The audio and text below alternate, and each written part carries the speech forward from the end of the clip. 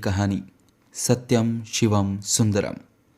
इस कहानी के लेखक, निर्देशक और प्रस्तुतकर्ता हैं योगेश कानवा।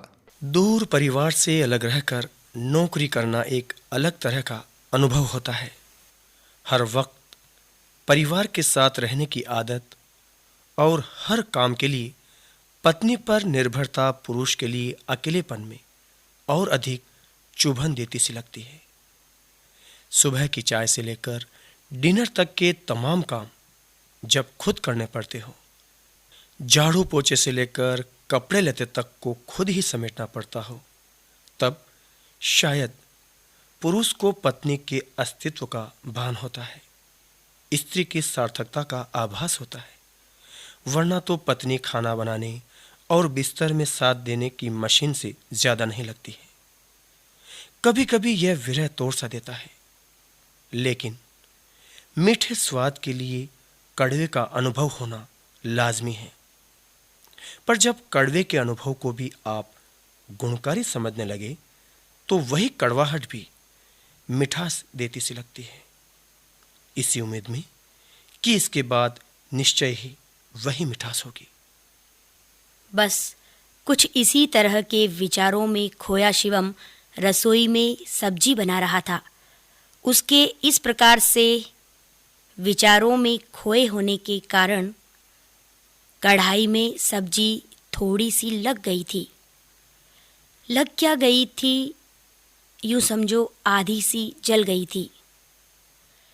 एक तरफ दफ्तर जाने का समय हो रहा था और ऊपर से ये सब्जी भी जल गई।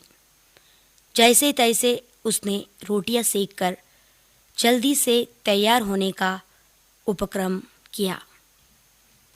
बड़े ही बेमन से उसने थाली में खाना लगाया और खाना शुरू कर दिया। पहले कोर के साथ ही पुरानी यादों में खो गया।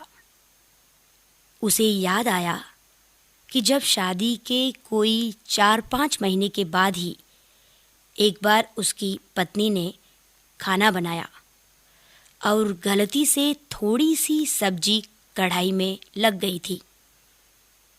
तब उसने कोहराम मचाया था। ये क्या सब्जी बनाई है तुमने? नहीं आती है तो कह दो ना, होटल में खा लिया करूंगा, पहले भी तो खाता था। बस इतना कहकर उसने थाली फेंक दी थी और बेचारी शिवालिका बस पूरे दिन भर भूखी प्यासी रोती रही अकेली। कोई था भी नहीं। दोनों अकेले ही एक शहर में रहते थे। उस दिन जब शिवम वापस घर आया था तो वो आते ही उसके पैरों पर गिरकर माफ़ी मांगती रही। बड़ी मुश्किल से वो माना था। अच्छा चलो ठीक है, आगे से ध्यान रखना, मुझे ये चीजें बिल्कुल पसंद नहीं है। और वो बेचारी बस आज्ञाकारिणी बन यंत्रवत काम में लगी रहती और रात होते ही बस पति के लिए बिछ सी जाती। इतना सब होने पर भी किससे शिकायत करती? माँ ने तो विदाई की समय ही कह दिया। बेटी, पति परमेश्वर होता है। पति की सेवा करना ही पत्नी का पहला धर्म होता है। पति कैसा भी हो, वो हम औरतों के लिए बस भगवान होता है, क्योंकि हमारी ये जीवन डोर भावरों के साथ जुड़ती है और सांस के साथ टूटती है। बस यही सीख जो माँ ने दी थी शिवालिका को हमेशा याद रहती थी। आंसुओं के अंगारों से भी मुस्कान के फूल समेटने की चाह बटोरने लगती थी।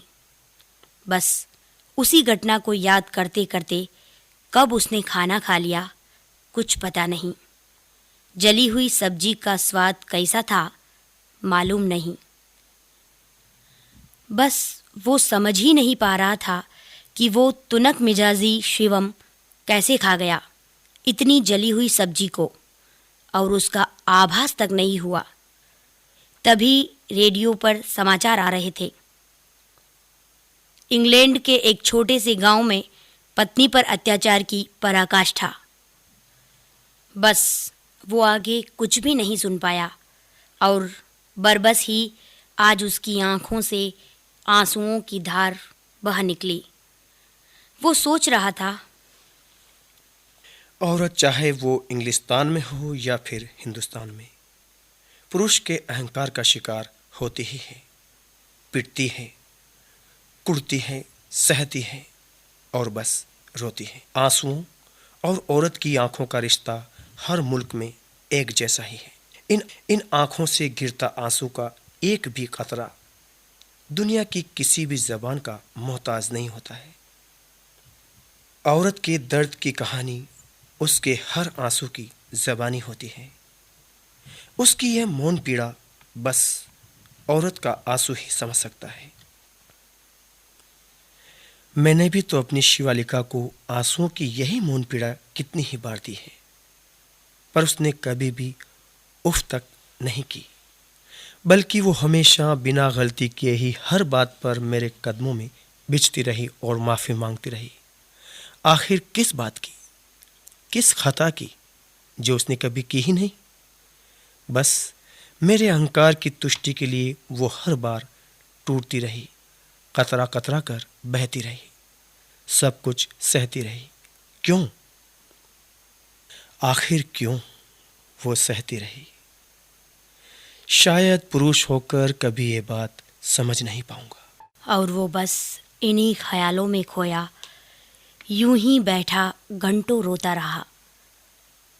जीवन में पहली बार उसे आत्मग्लानि हो रही थी, अपने पुरुष होने पर, अत्याचारी पुरुष होने पर। आंसुओं के बह चुकने के बाद उसकी आंखें सुर्ख अंगारों सी दहकने लगी थी। भीतर के पुरुष का अहंकार आज इन्हीं अंगारों में खाक हो गया था और शेष था एक निर्मल पुरुष जो तड़फ रहा था अपने ही किए अत्याचारों पर। वो आज दफ्तर भी नहीं गया। बैठे बैठे यूं ही दोपहर ढल गई। अचानक उसकी चेतना लौटी और उसने एक निर्णय लिया। तुरंत शिवालिका से मिलने को रवाना हो गया। घर पहुंच आज वो पहली बार पत्नी के गले लग जी भरकर रोया। शिवालिका समझ ही नहीं पा रही थी कि आखिर हुआ क्या है। वो पति के रोने का कारण जाने बिना ही बस खुद ही माफ़ी मांगने लगी। माफ़ी मांगना उसकी दिनचर्या का हिस्सा था। तभी शिवम बोला, शिवालिका, मुझे माफ कर दो। मैंने जाने अनजाने में तुम्हें बहुत कष्ट दिए हैं। बस पुरुष मन के अहंकार के लिए और तुम्हारी हर माफी के बाद उस अहंकार का कद और बड़ा होता गया। अहंकार के इतने बड़े कद के नीचे पुरुष का कद दब चुका था। बस अहंकार का ही कद रह गया था। आज यदि सब्जी नहीं जली होती तो शायद यह अहंकार कभी भी खत्म नहीं होता। शिवालिका घबरा कर बोली, क्या आपने जली हुई सब्जी खाई? हे भगवान, मेरे होते हुए ये जली सब्जी इतना सुनने से पहले भगवान ने उठा क्यों नहीं लिया? मेरा पति जली हुई सब्जी खा रहा था और मैं यहाँ ऐश की जिंदगी जी रही हूँ। भगवान मुझे कभी माफ नहीं करेगा। विदाई के समय माँ को दिया वचन आज टूट गया। मैं पति की गुनहगार बन गई हूँ, माँ की गुनहगार बन गई हूँ।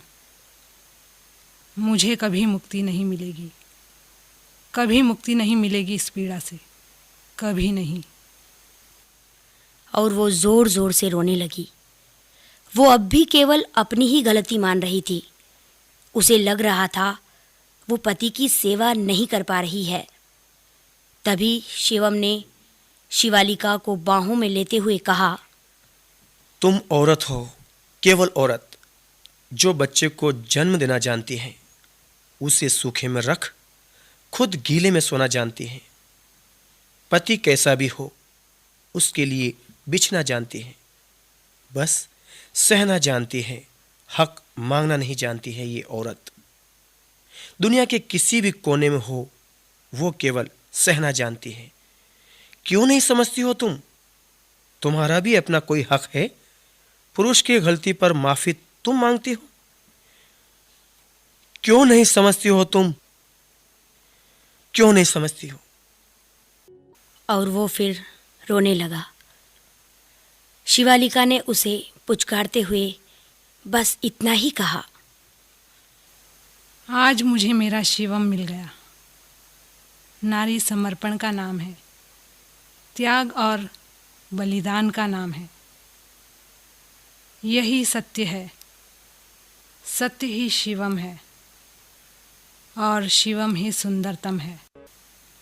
नारी का अर्थ पीड़ा देना नहीं, पीड़ा सहना है। अपने उदात्त रूप में नारी अपना सर्वस्व अर्पण करती है और बदले में कभी कुछ नहीं मांगती है। मांगती भी है तो केवल शिवत्व, केवल अपना शिवम, बस और कुछ नहीं। यही यथार्थ है शिवम, यही यथार्थ है और इसीलिए उसमें बसता है सत्यम शिवम सुंदरम। ये थी कहानी सत्यम शिवम सुंदरम।